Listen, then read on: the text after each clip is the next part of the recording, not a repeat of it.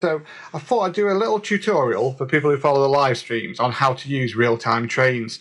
So you can follow the trains as I'm doing the live stream, so you get the live information. So what you need to do is go to realtimetrains.co.uk and you'll get this page, what we're seeing here. And then in the box where it says under where and the location, so if we were doing a stream from Duffield, you type in DUFF, and then you get Duffield Station coming up. So you've got Duffield there. Date, we'd say today, and when, that is now, so 22:08. So if you press that submit button, then we get the information of the trains that are due past in the next hour. So I usually this is a simple view, but I like to use the detailed view. So if you click on the detailed, so where it says at the top Duffield Line Departures, you've got an option of simple and detailed. If you click on detailed, and this shows you all arrivals and all departures then. So you get much more detailed information about the trains. So as you can see there, we've got the live information there about Duffield. It's 22:08 at the moment. So what I like to do is where you got this link that says show detailed filtering options, I like to click down on that, and under ordering, I change it from planned to actual. So you can see the actual times that the trains have passed and are going to pass the station. So click on search again, and now it shows you the actual times here that they've passed or are going to pass. So it's 22:08 at the moment, so we can see that the next one due to go past is the St Pancras International Sheffield EMR Meridian, which is expected to pass at 22:15. You can see the ones below that says ACT pass, like in bold, like 21:58. That means actual pass. That means they've already gone past. So the ones that are due to come in is like that St Pancras International to Sheffield one. It says expected EXP pass, which is expected pass at 22:15. Now, if you want to see where that actual train is, just click on that train. You can see more information in here. You get it says St Pancras International to Sheffield, and you see the code for the train as well, and it's East Midlands Railway. That it's a Meridian and made up of 5 coaches. You can see the order of the coaches as well. So if you were actually getting at a ticket, you'd know which coach you needed to get into. And you've actually got the number of the train as well, which is 222102. So it's a class 222 train. There's also other services. It shows you other services there, like it's got Wi-Fi and electrical points and the toilets and things on the train. Just get rid of that advert there. There's also another link there that shows train information, which shows you a bit more information there about it. So like the head codes on there, and the identity 1F77, and it's an express passenger train and things like that. Just other things as well. It's got trolley service and reservations if you're interested in that information. But then you've got the locations below. So you can see that this train started out from St Pancras International Station. It was on platform 4 because you've got the PL bit there, and it's got number 4 underneath. And then the section we're interested in is the RTT. That's the real time that it's running at. If that RTT section's not there, it means the train hasn't started running yet. So we can see that it started out at 2031, so 31 minutes past 8. And then you can scroll down and you see all the ones in bold are the points that it's been passed already. So if we scroll down until there isn't one in bold, we can see that this train now is currently at Derby. And it says it's at the platform, and it's at platform 5.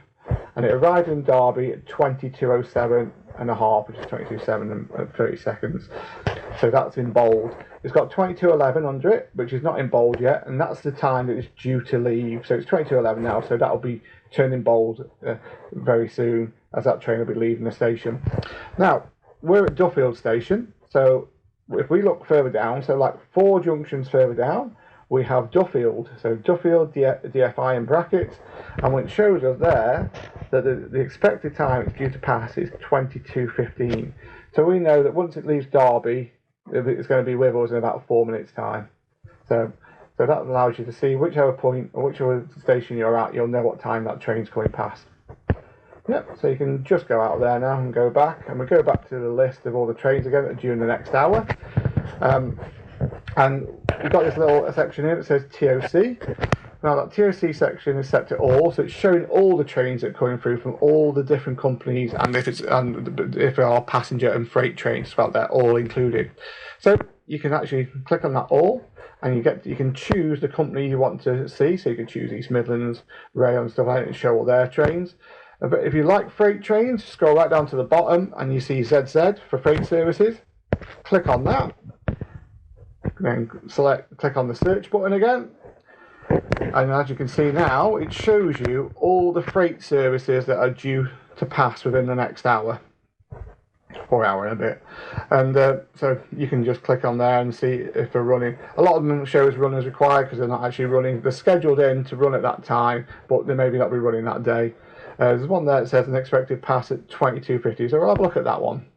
So that was, so this one was meant to come from Walsall and go to Hope. But as you can see in the RTT section, there's no bold in there, so it doesn't appear to have left the station, so it doesn't look like that is running at all today. Because unless that RTT section shows bold and like if there's a delay, like a minus or a plus, then you can tell that it's running.